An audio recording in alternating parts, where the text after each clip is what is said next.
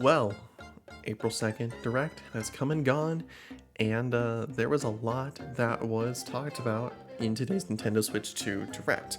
Not a whole lot that I think everyone was expecting. Definitely some stuff people were not expecting. But regardless, there were a decent amount to talk about. So let's talk about it now. I will say first off, they opened with a brand new. I don't know if this is just for this or what, but it was a brand new Nintendo Direct like intro kind of thing. It was very adorable and I very much liked it. It kind of helped signify the beginning of a brand new generation. And then from there we got our first official look at Mario Kart World, the name of the new Mario Kart game that is going to be launching with Nintendo Switch 2. So this is a very unique take on Mario Kart. It's got pretty much any and every character that you could probably think of from Mario Kart. They're just there. There's a decent amount of car customization as well, and you can get unique little costumes depending on what you come across throughout the game. There are different modes as well. So Grand Prix are back just in their natural little fashion. You've got these more unique tracks because it's a brand new game. You're gonna have a bunch of new tracks, and so that bar is pretty much unchanged. What's really interesting about this is the knockout tour, which is essentially an elimination mode. You start out with 24 racers, and as you go through each checkpoint, your number starts to decrease, and so you want to be the last one standing in order to progress, which has never been done for Mario Kart before, at least in any genuine capacity from my knowledge, but I think that's a really cool way to help distinct this one from everything else. In addition to that, you can also free roam across, several different little hub worlds, and you can ride on rails, you can drive on walls, you can just kind of drive underwater, and this is going to be a launch title with Nintendo Switch 2, so you can play it day one. I sure hope to, but there is a dedicated direct for Mario Kart World on April 17th. So if you just want a little bit more information and maybe a little bit more detail into things, they will have that for you on April 17th. Next up, we got an introduction of the Joy-Con 2 and the famous C button. What is the C button? That's a great question. They showed off a way to kind of integrate voice chat and, just voice communication, sharing your screen, all of that within the Nintendo Switch 2 software, so you don't have to use a third-party app like Discord or even Zoom if you're that type of person to play your games with friends. And I think that's really interesting because, you wouldn't expect that from Nintendo. They didn't do that at all really last generation. They had a smartphone app where you could talk to people, and that was it. But now this time around, they have a built-in microphone on the system itself, so even if you're in handheld, you can talk to your friends.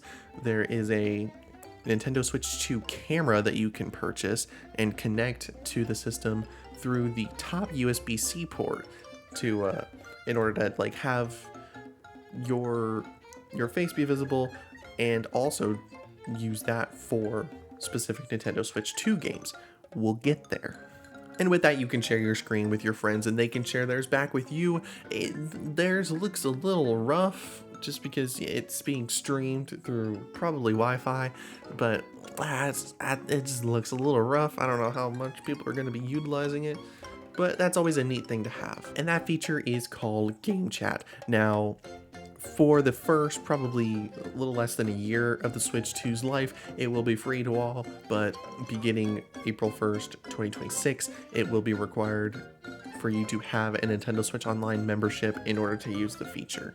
They also showed off this really interesting thing called Game Share, where essentially you can have one person have one game, and if it's a 4-player multiplayer game, you can share those with your friends, all within this little game chat thing. It's very interesting, and only a handful of games so far are supporting it.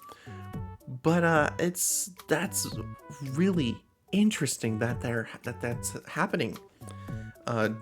One of the bigger ones that they showed off was Clubhouse Games 51 Worldwide Classics and Super Mario 3D World plus Bowser's Fury. I am also noticing Mario Odyssey is on this list.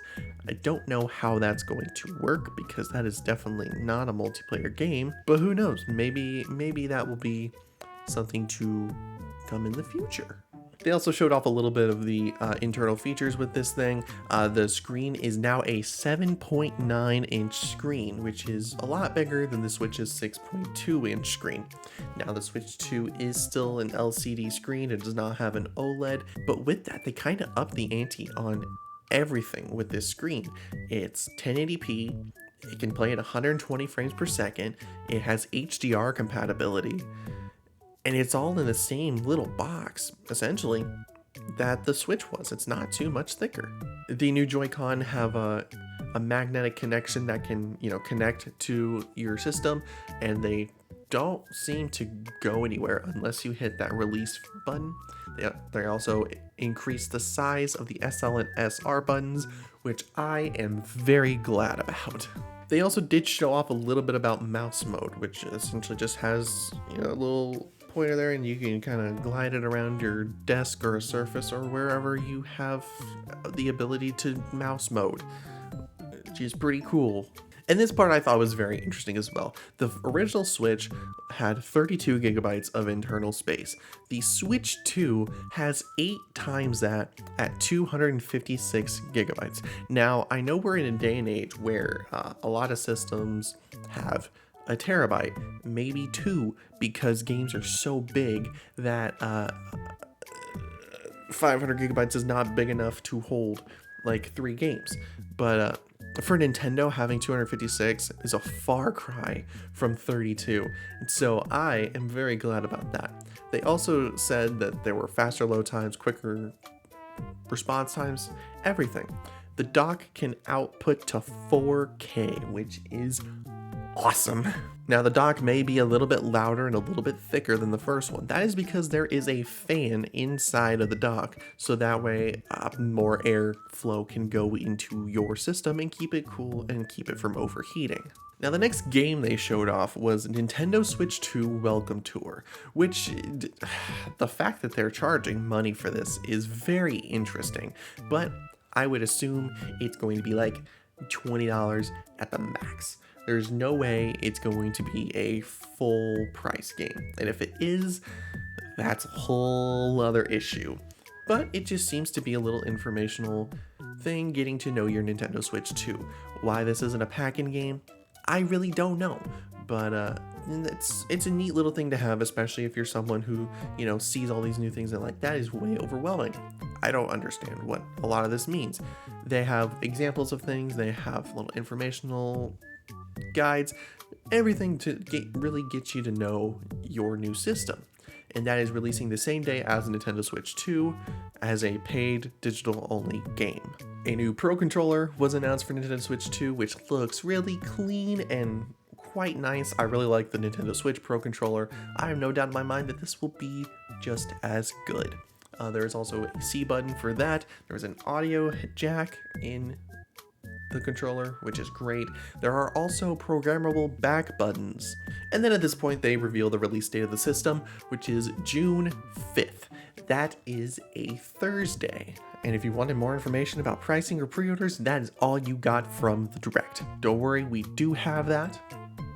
However, it was not shown off here. They talked a little bit more about the Nintendo Switch 2 Edition games. These are Nintendo Switch games that not only get a performance boost, a graphical boost, but in some cases also new content entirely. The first one that they showed off was Super Mario Party Jamboree plus Jamboree TV, which is essentially just an upgrade, like an expanded part of Mario Party Jamboree, which is already a pretty big game as it is. And it's so unique how they have these kind of things. They have the camera integration in there. They have the mouse mode integration in there to where you can really make use of everything that is coming out for the Switch 2. And the Nintendo Switch 2 edition of Super Mario Party Jamboree releases July 24th. Now they did say that if you have a physical Nintendo Switch version, you can buy the upgrade pack to get the the extra stuff for a discounted price. However, you know me, if there's a Nintendo Switch 2 physical version of the game, I will be purchasing that. They showed off more Nintendo Switch 2 edition games, especially from the first parties, the next which being Breath of the Wild and Tears of the Kingdom. Now, I didn't know if Breath of the Wild really needed it just because it's you know, coming on 10 years old. Did it really need a boost? But seeing this game in 60 frames per second, it really is like, okay, yeah, all right, that's worth it. And seeing Tears of the Kingdom actually be able to perform as well is just remarkable. Like, that game looked rough at points on Switch, so to see it actually work out pretty well on Switch 2 is great. And with making use of that HDR, all these games are going to look so good. There's also the new edition of Zelda Notes, which kind of just helps you track your journey and maybe even help you figure out where things are along the way, which might actually be pretty useful. But the fact that they kind of added Google Maps into the into the map it's kind of funny. Also getting the Nintendo Switch 2 upgrade is Kirby and the Forgotten Land. Again, graphical upgrade, frame rate boost, but also a new expanded thing called Star-Crossed World. Now this kind of gives me New Game Plus energy, just because when they had this teased a little bit, it was starting out to be in like the first little level that you journeyed upon. So I wonder if you like hit new game and then you kind of start playing the game as normal, and then you just see that, and then you get on a whole new journey from there. That'll be very interesting. Metroid Prime 4 Beyond is also getting the upgrade, using mouse mode as a way to control the game, making it more like a PC first-person shooter, which is honestly really cool. I don't know if that's the way I'll be playing it, but I think that's neat for the people who do. And just like everything else this generation, Metroid Prime 4 does have two different graphic modes. There's the quality mode, which still runs at 4K 60 FPS with HDR, or a performance mode where it bumps it down to 1080p, but you get 120 frames per second. Now that is on docked mode. In handheld, the quality mode is 1080p at 60 frames per second, and for performance, it's 720p at 120 frames per second. But Metroid Prime 4 is not the only one getting a simultaneous Nintendo Switch and Nintendo Switch 2 release. Pokemon Legends EA is also getting it. And again, just like Mario Party Jamboree, these will all have physical and digital versions available. So you can play both versions, just one version. You can upgrade your Switch 1 version to Switch 2 digitally. Whatever you want to do, they just want to make sure that you play the game. I'm a little worried that maybe these upgrades are kind of getting in the way of new releases, just because, you know, you've got Breath of the Wild and Tears of the Kingdom on the same day. You've got Mario Party Jamboree in July. You've got Kirby in August, and then Metroid Prime 4 and Pokemon whenever those release. Next up was a game that kind of utilized the mouse mode controls. This is Drag and Drive, whatever it is. It's a 3-on-3 wheelchair basketball game. It kind of gives me like Rocket League vibes, but it's, you know, entirely motion based because you have the mouse mode. You foo, and then you foo with that's how you shoot, and you can do little tricks and get more points based off of that. It could be interesting. Release this summer. It doesn't say a specific date, but that's all right. So my guess is probably like September. A huge heap of third-party games getting showcased on Switch 2, the first of which being Elden Ring, which I did not expect that. I think a lot of people were like, oh yeah, that would be funny, but it actually looks halfway decent on Switch 2. I'm excited for that to come out. Street Fighter 6 is also making its way to the system, with new amiibo coming out for Luke, Jamie, and Kimberly. I want those amiibo. I don't even care about Street Fighter that much, but I've been on an amiibo frenzy lately, so of course I have to participate. Split Fiction is coming to Switch 2, and I am so happy about that. I have a review for that game coming out hopefully here shortly, assuming that there's no more huge information on this that takes my time, but I love Split Fiction. It is such a fun time with a friend, and it feels at home on Nintendo. So seeing that it's actually coming and it's going to look as good as it does is really great. Everyone saw that Square Enix logo and got really excited, thinking, oh boy, Final Fantasy VII Remake is coming, and then they saw Bravely Default and they were like, oh, okay. but Bravely Default Flying Fairy HD Remaster. There you go. Next up, we got a brand new trailer for a brand new Warriors game. This is a third Hyrule Warriors game, Hyrule Warriors Age of Imprisonment, which kind of sets as a precursor to Tears of the Kingdom, where you play as Zelda amongst other people who have made their way into the past. It's coming this winter, no confirmed release date yet. I would guess probably December or maybe even January of next year. Next up, they talked about Nintendo Switch Online. So first off, you can use Nintendo Switch Online on Nintendo Switch 2. That's great. But if you were an expansion pack member, you now have access to Nintendo GameCube games only on Switch 2, not on Switch 1. At launch, you will have access to The Legend of Zelda Wind Waker, Soul Calibur 2 with the Link costume, and F-Zero GX, all of which upscaled, looking as good as they could be for GameCube games. You can also play online with friends. It's weird that they only showed 3 on this at launch. I mean, even the Nintendo 64 had like 8 or 9. But these are bigger games, so I kind of understand that. They also showed more titles being added later on, and this is where things get really, really interesting. So we have Super Mario Sunshine, that's a given. Fire Emblem Path of Radiance, that's really cool because that game is also very, very, very expensive. So seeing it being able to be played by people in a grander way is awesome.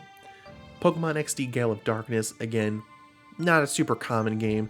People love that game, so that's really cool.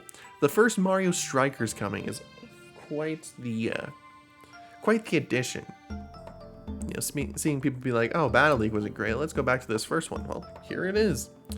And then, Chibi Robo. Chibi Robo being available. Nintendo even putting Chibi Robo in anything is so great. It's so unheard of nowadays.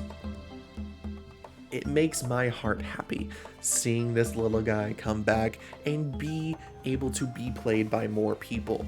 I know I will be playing through the entirety of that game as soon as it becomes available on there, because again, that is a very expensive game. And to round it out, the first Luigi's Mansion and Pokemon Coliseum, which is neat. They're also making a GameCube Nintendo Switch 2 controller, available only for Nintendo Switch Online members, just like all the others. So it might be 3 years before someone can get their hands on it. I don't know. Except they showed more third-party stuff. Deltarune Chapters 3 and 4 are coming, in addition to the first 2. Does that mean Deltarune is now complete? I don't know, but more Deltarune is great for fans of that series. NBA 2K is coming back to the system. I'm pretty sure it has been throughout most of its life, if not all of its life, but also WWE 2K is coming back. After how 2K18 performed on Switch, I think it was fair for them to be like, yeah, we're not gonna touch that again. But now that they have more horsepower, why not give it another try? So this random little game, Survival Kids, got shown off, and it seems pretty alright. What I think threw a lot of people off was the fact that for a lot of people the stream froze at this point, and so all you heard was audio. You did not really see anything else, and so you were just stuck watching a little thing on Survival Kids, and a lot of people were freaking out because they were missing stuff. So that wasn't great. But what exactly did they miss? Enter the Gungeon 2. A new Astroneer game called Star Seeker. Cyberpunk 2077 is coming to Nintendo Switch 2. What do you mean? If you would ask me 10 third-party games that I think would have been coming to Switch 2, Cyberpunk would have been the furthest one down on the list, just because of how not well it performed on PS4 and Xbox One, at least at launch. But now, it actually looks halfway decent. They've really optimized everything pretty well. And so seeing that this game is coming to Switch too is a feat in and of itself. And of course, Final Fantasy VII Remake Intergrade will be coming to Nintendo Switch 2, which is really, really, really cool. They also showed a little bit of Hollow Knight Silksong. No information about that, but that was pretty neat. We also got a little bit more on Professor Layton and the New World of Steam. Now, we haven't really gotten anything since its reveal back in what, 2023-ish. So seeing anything new come from that is pretty cool. And then they showed off their last little third-party, or I guess developing partner, as they called it, announcement, a new FromSoft game, which looked quite visually interesting. Not necessarily, at least from me, not necessarily distinct from everything else that they've done, but still, you know, fairly cool at what it's trying to do. The Dusk Bloods is going to be exclusively on Nintendo Switch 2 next year. That's pretty neat. And then they said, okay, we got a couple more first-party games to show off. And so you see a little star floating around, and you didn't really know what it was. And you know me, as soon as I was like, oh, star, it's probably Kirby. And sure enough, that little pink puffball made its way back. And then the star gets an engine, and you're like, oh, okay. And I was like, wow, this game looks so good. Is this going to be a new 3D Kirby? And then all of these people also start coming along with like little box cars and one-wheeled motorcycles. And then you see Kirby Air Riders. What do you mean? This is an old GameCube game but it's coming back for Switch 2, directed by Masahiro Sakurai. Now it is coming out this year, so we hopefully will not have to wait too much longer to get new information on that. And the final announcement was a new 3D Donkey Kong game, which I think people weren't really expecting. I think everyone wanted a new 3D Mario game, which, I mean, yeah, I would have wanted one too. But I'm honestly kind of happy seeing this. This takes things really in a really unique direction. Having Donkey Kong here in general is a little bit different than, you know, just plain old Mario. He can do so many unique things, including like shift the ground a little bit. He can tear up parts of the ground. He can throw them places. He can climb up rocks and mountains. He's got a little purple buddy with him. It's cute. Can ride carts. There's even like a little part where he's in like his little 2D space. He wears pants, which is a little weird, but I think I can forgive it. It's called Donkey Kong Bonanza, and it releases July 17th. But that was pretty much everything announced at the Nintendo Switch 2 Direct. They did showcase the different SKUs that they were going to have, being a model and then a model with Mario Kart World. They're both the same model. There's no kind of new coloration or anything. I think for what they were trying to do, introduce a new generation, this Direct was pretty solid. It had a decent amount of first-party games, loads of third-party games, a lot of which people were not expecting at all. And then you have, you know, information about the system, new details on things that are coming to it, and when it's coming out, June 5th. We are just a little over 2 months away, fellas. We're almost there. Now, they did not say the price or when you can pre-order it officially. However, if you look on Nintendo's website, it does say it retails for $450 for the standard edition, and then $500 for the edition with Mario Kart World, which is a pretty decent deal, all things considering, because Mario Kart World is going to be releasing at $80. For what all they have there, I think it's probably a fair price. I think as long as it just doesn't become a consistent thing and they kind of keep things at 70 or maybe even 60, as long as they kind of keep things from going a little too crazy, I think it should be fine. And that was everything from the Nintendo Direct. But of course, we want to know, what were your thoughts on the presentation? Was there anything missing out that maybe you wanted to see, or was there something that you weren't expecting to see at all? Head on over to the comments section and let us know your thoughts. Thanks for watching. Be sure to subscribe to our YouTube channel to stay up to date on all things Oops All Games and News Channel 20.